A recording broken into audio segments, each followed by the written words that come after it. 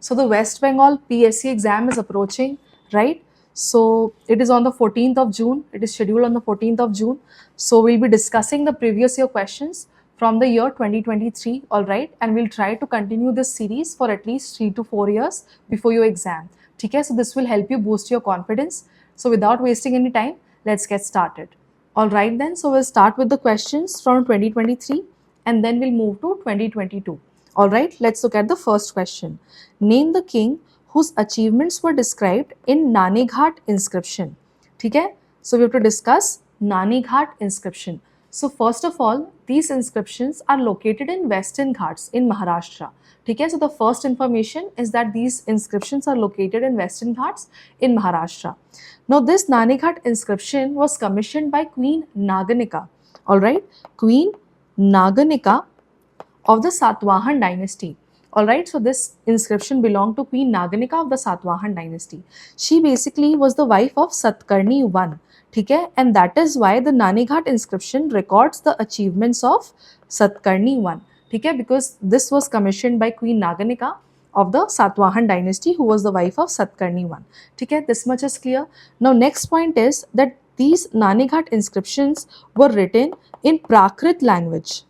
ठीक है, in Prakrit language, in the Brahmi script in Prakrit language, ठीक है, and this inscription belonged to the 1st century BC. Now another information that you have to remember is that in this inscriptions we have found the numerals like 2, 4, 6, 7 and 9. All right, so the 2, 4, 6, 7 and 9 numerals which resembles the present day numerals of Devanagari script. All right, so they resemble the numerals from the Devanagari script in this Nani Ghat inscription. All right, so I hope everything about Nani Ghat inscription is clear. Now there's a question for you. You have to answer it in the comment section. Let me know in the comments that which inscription basically talks about or discusses the achievements of Gautami Putra Satkarni. Now let's move on to the next question. So the question is, who was the first historical emperor of India? All right, read this very carefully. The first historical emperor of India. Now, first of all, what do we know about these four personalities? We know that Chandragupta Maurya established the Mauryan Empire after defeating Dhananand of the Nanda dynasty. Right? We are very clear on this. And Dhananand and Bimbisar both preceded Chandragupta Maurya. And yet, let me tell you, the answer is Chandragupta Maurya. He was the first historical emperor of India. Now, why I say this? It is because Chandragupta Maurya unified most part of the Indian subcontinent. All right, and that is why we call him the Emperor of India. Okay? If we only look at the chronology, then the answer would not be Chandragupta Maurya. If you look at the chronology of rulers that came and ruled the Magad region, the answer would be Bimbisar, right? But here the question is first historical emperor of India. So that is why the answer becomes Chandragupta Maurya. I hope this is very clear. Chandragupta Maurya established the Mauryan Empire, right? Next question. Name the Chalukyan king who defeated Harshvardhan. Alright, so out of these four, which is that Chalukyan king who defeated Harshvardhan? So answer is B, very simple, Pulakesin II. So basically a battle took place on the banks of Narmada river. Okay, a battle took place between Harshvardhan and Pulakesin II, and in this battle Pulakesin II emerged victorious. Okay, so Pulakesin II emerged victorious and he defeated Harshvardhan and stopped the march of Harshvardhan beyond Narmada river. So he restricted his march beyond Narmada river to the south. Okay, so the answer is B, Pulakesin II. Now this battle between these two took place between 618 to 619 AD. Okay, so during this time period, the battle took place between Harshvardhan and Pulakesin II. Now it is important, very important to note that this victory of Pulakesin II is mentioned in one of the inscriptions of India, located in Karnataka. If you know the answer, please pause the video and try to answer it in the comment section. Alright, so the answer is Aihole inscriptions. Right? We've discussed this in very detail. You can check out one of those videos where we discuss the inscriptions. Okay? The answer is B, Pulakesin II. And this Aihole inscription was written by Ravi Kirti, right? Who was the court poet of Pulakesin II. Okay? So the Aihole inscription, which is located in Karnataka on the walls of Meguti temple, was inscribed by Ravi Kirti, who was a court poet of Pulakesin too. Alright, so this is the answer. Let's move on to the next question. Which state among the 16 Mahajanpads was successful ultimately in founding an empire? ठीक है, the answer is C, Magad. ठीक है, we've seen so many dynasties and I'll try to make a separate video on the Magad empire, different empires of the Magad. So starting from the Haryanka dynasty, then came the Sheshunga dynasty, the Nanda dynasty, and ultimately the Mauryan empire, ठीक है, which unified the major parts of Indian subcontinent, right, and ruled from the Magad region. So let's understand why Magad became so powerful amongst the 16 Mahajanpads. So first of all, Magad was situated in a very strategic location.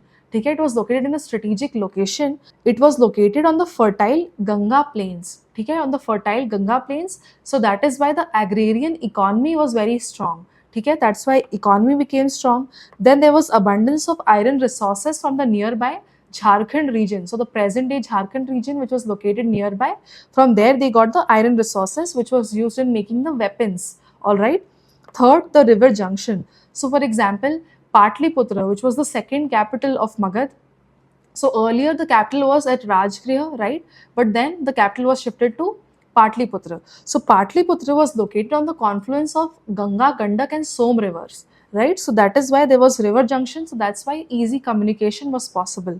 Fourth was expansionist rulers. So rulers even before Chandragupta Maurya. So of course Chandragupta Maurya, Ashoka were great rulers, but rulers even before him played a very important role in establishing Magad as a successful kingdom. So the rulers like Bimbisar, then Ajat then Mahapadmananda were great expansionist rulers. Okay? And also access to elephants, which made the army very strong. Okay? So elephants were available from the nearby jungle area, right? And that's why the army also became very strong. And another important fact is that Rajgriha, which was the first capital of Magad, it was surrounded by 5 hills. Okay? So because it was surrounded by 5 hills from all 4 directions, it acted like a natural defense. Okay? So the hills acted as a natural defense for Rajgriha, which was the capital of Magad. Okay? So I hope this part is clear. Now let's look at the next question. Name the Chola king who adopted the title Gangai Konda. Alright, the title Gangai Konda. So the answer is A, Rajendra Chola I. Okay? So Rajendra Chola I assumed the title Gangai Konda. Now why did he take up this title? So this title was assumed to commemorate his victory over the region up to the Ganga river.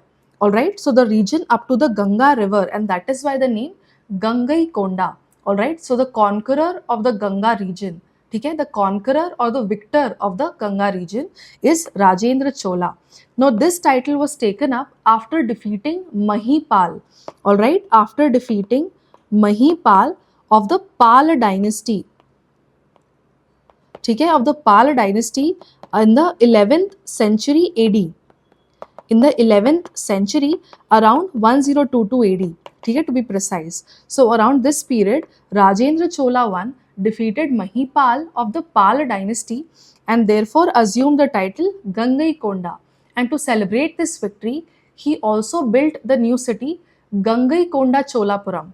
Okay? Gangai Konda Cholapuram, and also built a temple, Gangai Konda Choleshwar temple. Alright, the next question.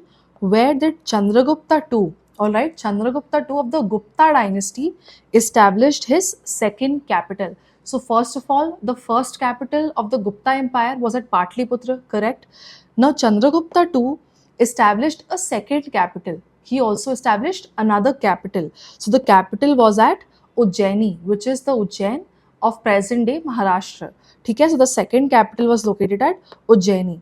Now why did he take this strategic move? Okay, so why was Ujjaini established as a second capital? So this was done to take a strong hold of the region of Malwa and Saurashtra region. So basically, when Chandragupta II defeated the Shak Kshatraps, right, he defeated the Shak Kshatraps and acquired the territories of Malwa and Saurashtra from them and added it to the Gupta Empire. Okay? And that is why, to take a strong hold of this region, he established the second capital at Ujjain. Okay? So this was about Chandragupta II of the Gupta dynasty, okay, establishing the second capital at Ujjaini. Clear? Now let's look at the next question. The question is, who wrote Kumar Sambhavam?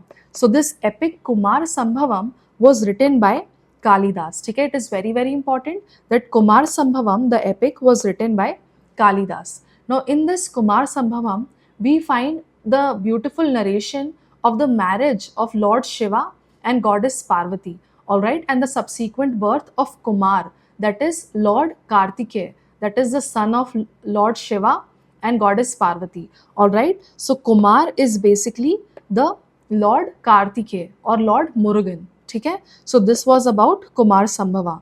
Now as we know, Kalidas belonged to the 4th and 5th century during the Gupta period, right? He was one of the Navratna at the court of Chandragupta II, right? So Kalidas was one of the Navratna at the court of Chandragupta II. Apart from that, Kalidas is renowned as ancient India's greatest poet and dramatist, all right, Sanskrit poet and dramatist. ठीक है. So this was about Kalidas, who wrote Kumar Sambhava. Now he has written many plays, many poems, all right, out of which these exist even today. Okay, so we'll remember these names. That is two epics, the Mahakavya, which is Kumar Sambhava and Raghuvamsa. Then the two lyric poem, which is Meghdut and Ritu Samhara. Then there are three plays, that is the Abhignan Shakuntala, Malvikagnimitra and Vikramor Vasya. ठीक है. Now this Malvikagnimitra is specifically important because it is a love story between Malvika and Agnimitra, and this Agnimitra is a ruler from the Shunga dynasty. ठीक है. So Agnimitra, who was the ruler of the Shunga dynasty, is based on this story is based on him. ठीक है. So this was about Kalidas. Now let's also look at the other names. So the first is Vishnu Sharma. Okay, so Vishnu Sharma belonged to the period around 200 BC and he wrote the Panchatantra tales. All right, the Panchatantra tales. So the stories which were written in Sanskrit language, and these were specifically focused on children. Okay, now through these Panchatantra stories, the author tries to teach lessons, life lessons on friendship, on morality, right, on behavior, on manners to the children. ठीक है. So this was about Vishnu Sharma, who wrote the Panchatantra tale. Next is Dandin, who belonged to the 7th century. ठीक है. So Dandin belonged to the 7th century and he was a court poet at Pallav dynasty. All right, he was a court poet at the Pallav dynasty. ठीक है, belonged to the 7th century. Now Dandin wrote the Dasakumar Charita and the Kavya Darsh. All right, the Dasakumar Charita and the Kavya Darsh. So this was about Dandin. Next is Somdev. Now Somdev belonged to the 11th century. All right, and he wrote the Katha Sarit Sagar. All right, so Somdev, who belonged to the 11th century, wrote the Katha Sarit Sagar. So this was about this question. The answer is Kumar Sambhava was written by Kalidas. All right, now let's move on to the next question. Who was Mihirkul or Mihirgul? The answer is C, Huna king. Okay, this information is enough that he was a Huna king. Next question. Where was the first Buddhist council held? ठीक है, so the first Buddhist council was held at Rajgriha under the patronage of Ajatashatru. All right, so the first Buddhist council was held under the patronage of Ajatashatru at Rajgriha. ठीक है, similarly you have to remember the other three Buddhist council as well. So for example, the second Buddhist council was held at Vaishali. ठीक है, so the second Buddhist council was held at Vaishali under the patronage of Kala Sokha, who belonged to the Sheshunga dynasty. ठीक है, and Ajatashatru, who held the first Buddhist council, belonged to the Haryanka dynasty. Similarly, the third Buddhist council was held at Patliputra under the patronage of Ashok of the Mauryan Empire. ठीक है, and the fourth Buddhist council, now try to answer this in the comment section that where was the fourth Buddhist council held, because this has been asked in UPSC prelims as well. ठीक है, in the UPSC CSE exam.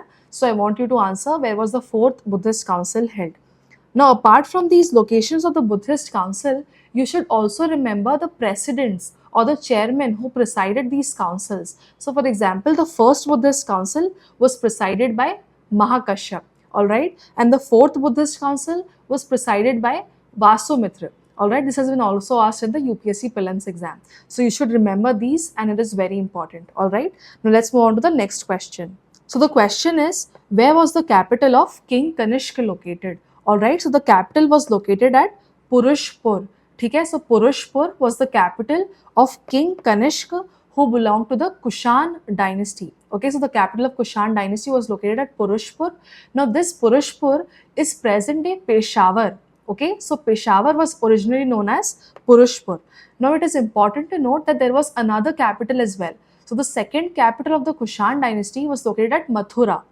Okay, so Mathura was the second capital and the main capital was Purushpur. Okay, so Purushpur was the main capital, which is present day Peshawar. This much is clear. Now there are few facts that you should remember related to Kanishk and the Kushan dynasty. So first of all, this Kushan dynasty was founded by Kujul Kadphises. Alright, by Kujul Kadphises. Okay, Kujul Kadphises was the founder of the Kushan dynasty and King Kanishk was his successor. Okay, he was the second ruler of the Kushan dynasty. Now another important fact about King Kanishka is that he organized the fourth Buddhist council. Right, we just now saw he organized the fourth Buddhist council. Another important fact is that he introduced Bactrian as the administrative language. So he replaced Greek and established Bactrian as the official administrative language. Apart from that, you have to remember that Charak, who wrote the Charak Samhita, okay, who is called the father of Indian medicine, that is Ayurveda. Okay, so Charak, who's the father of Indian medicine or Ayurveda, was the contemporary of King Kanishk. Okay, he was the contemporary of King Kanishk. Another important fact is that he took up the title Devaputra.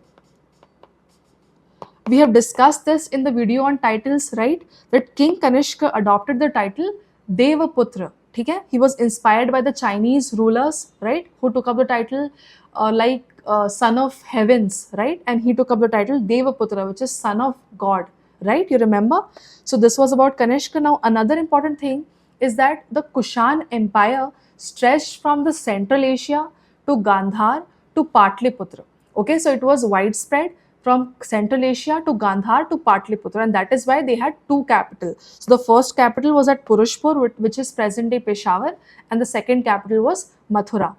And a few important points about the Kushan dynasty we'll see is that they introduced the Kshatrap system of governance, right? So basically the entire empire was divided into Kshatrapis. Okay? It was similar to the Indo-Greeks military governorship. It was similar to that. Alright, that is about the Kushan dynasty. Another important fact is that Kushans were the first to introduce gold coins in a very large scale.